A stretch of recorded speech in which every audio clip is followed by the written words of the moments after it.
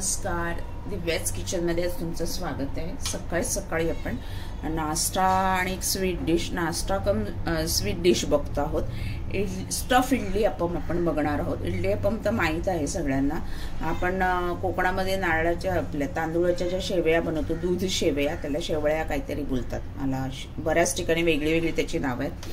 त्या शेवया बनवणार आहोत आणि प्लस ते इडलीच्या भांड्यामध्ये त्याला आपण जे मोदकाचं सारण आहे ते बनवणार आहोत, ते घालून त्याला स्टफ करणार आहोत आणि मस्त अप्रतिम लागतात। करून बघा। सुरुवात करूया। करता करता साहित्य दाखवते। एक पेला पाणी, मोदकाची उकड काढतो तसंच आपल्याला उकड काढायची तांदूळाची, मीठ चवीनुसार,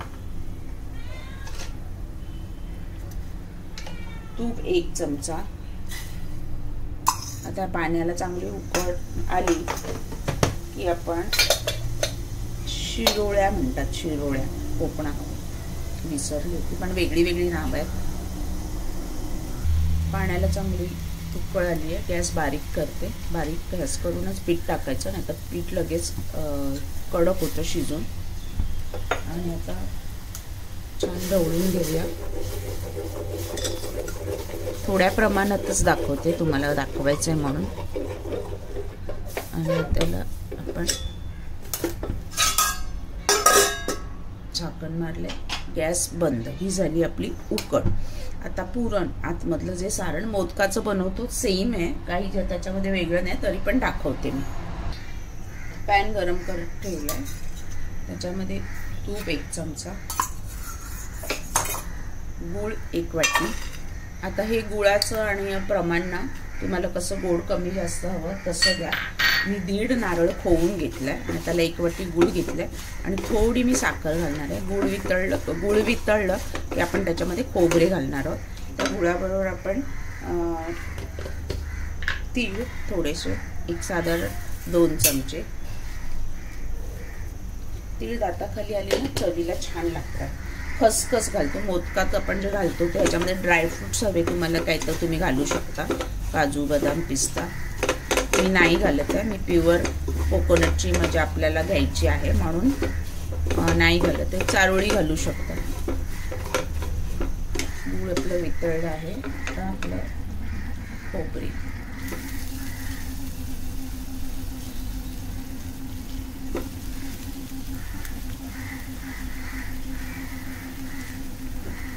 छान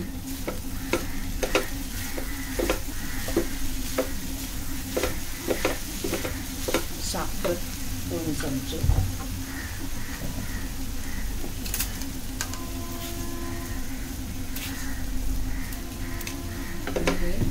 एकजीव करून घेऊया।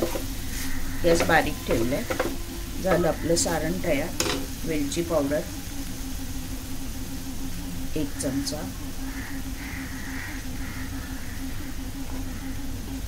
छान एकजीव करून घेऊया। आपलं सारण तयार। उकड थंड होईपर्यंत आपल्याला वाट बघावी लागेल, थोडी कोमट होईपर्यंत। आपलं सारण तयार झालं आहे। आता गॅस बंद करून सगळं गार होऊ दे, मग आपण शेवया इडली अप्पम बनवायला घेऊया।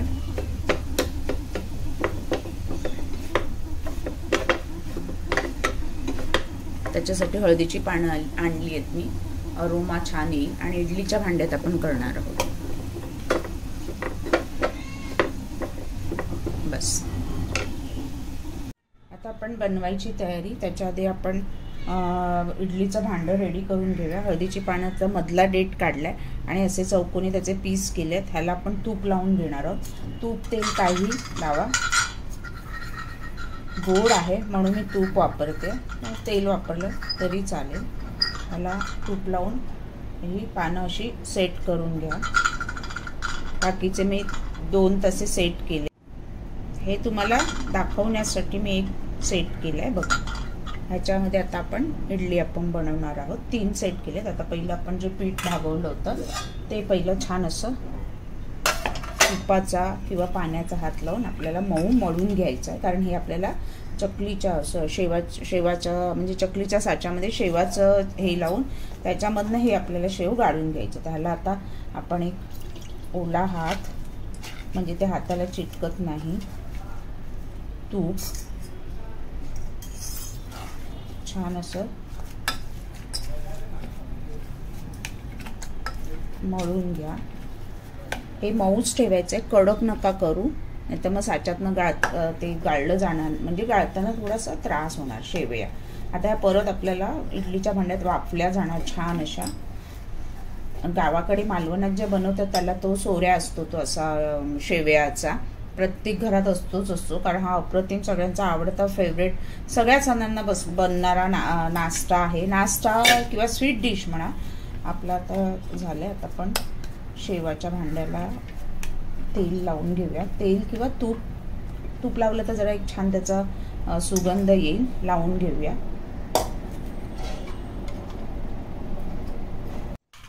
ही बघा आपली बारीक शेवाची जाळी येते, ती घ्यायची आहे। तुमच्याकडे जी असेल ती, पण मोठी नका घेऊ, बारीकच घ्या। आणि आता ह्याच्यामध्ये आपण तूप लावून पीठ भरून घेणार आहोत।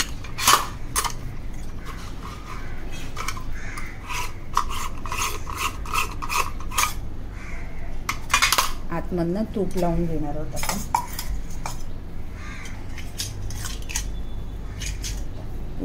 जेवढं लावता येईल आतमध्ये तेवढं लावून घ्या। आणि याच्यात आता आपण पीठ भरणार आहोत।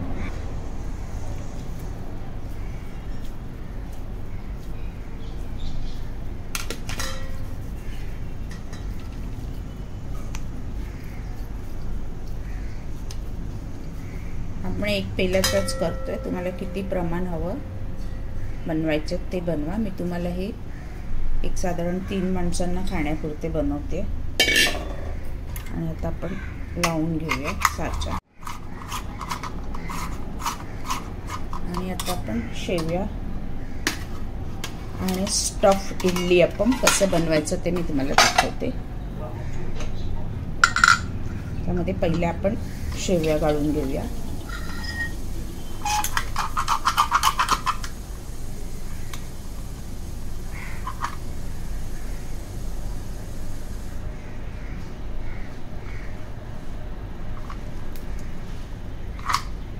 जास्त नाही, थोड्याच, कारण ह्याच्यावर परत डबल एक लेयर येणार। गोल असं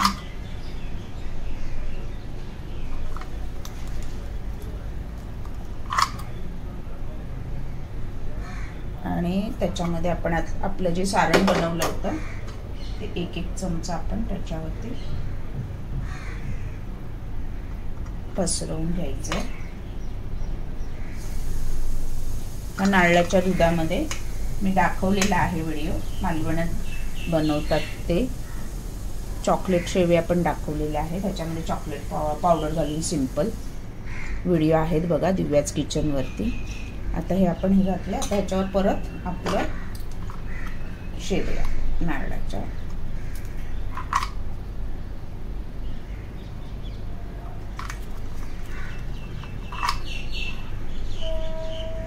मस्त अप्रतिम लागतात, करून बघा। आणि हे आता असे सगळे मी बनवून घेते आणि इडली स्टीम करतो तसं एक 12 मिनिटं 12 ते 15 मिनिटं आपल्याला हे वाफवून घ्यायचे आहेत। असे मी आता बाकीचे बनवून घेते आणि नंतर मग वाफवायचे कसे ते दाखवते। आपले इडली आपण रेडी आहेत, स्टीम करायचं 1-2 मिनिटं गॅस फास्ट ठेवणार आहोत, नंतर स्लो करणार आहोत। हे बघा इडलीचं पहिलं भांडं गेलं, हे दुसरं, एक पेल्यामध्ये 2 भांडी झाली आहेत।